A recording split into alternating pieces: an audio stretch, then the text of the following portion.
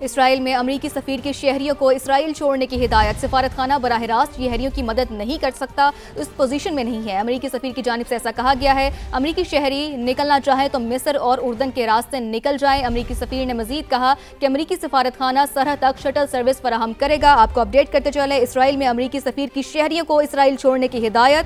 سفارتخانہ براہ راست شہریوں کی مدد کرنے کی پوزیشن میں نہیں ہے۔ امریکی سفیر کی جانب سے ایسا کہا گیا ہے۔ امریکی شہری نکلنا چاہیں تو مصر اور اردن کے راستے سے نکل جائیں۔ امریکی سفارتخانہ سرحد تک شٹل سروس فراہم کرے گا۔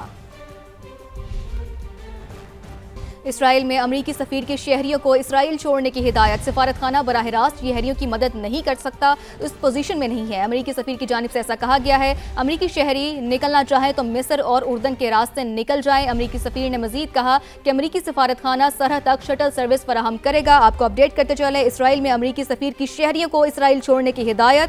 سفارتخانہ براہ راست شہریوں کی مدد کرنے کی پوزیشن میں نہیں ہے۔ امریکی سفیر کی جانب سے ایسا کہا گیا ہے۔ امریکی شہری نکلنا چاہیں تو مصر اور اردن کے راستے سے نکل جائیں۔ امریکی سفارتخانہ سرحد تک شٹل سروس فراہم کرے گا۔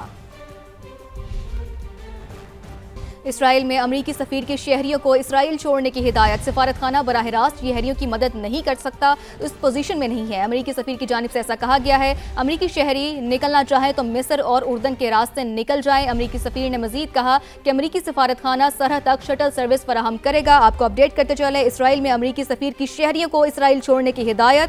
سفارتخانہ براہ راست شہریوں کی مدد کرنے کی پوزیشن میں نہیں ہے۔ امریکی سفیر کی جانب سے ایسا کہا گیا ہے۔ امریکی شہری نکلنا چاہیں تو مصر اور اردن کے راستے سے نکل جائیں۔ امریکی سفارتخانہ سرحد تک شٹل سروس فراہم کرے گا۔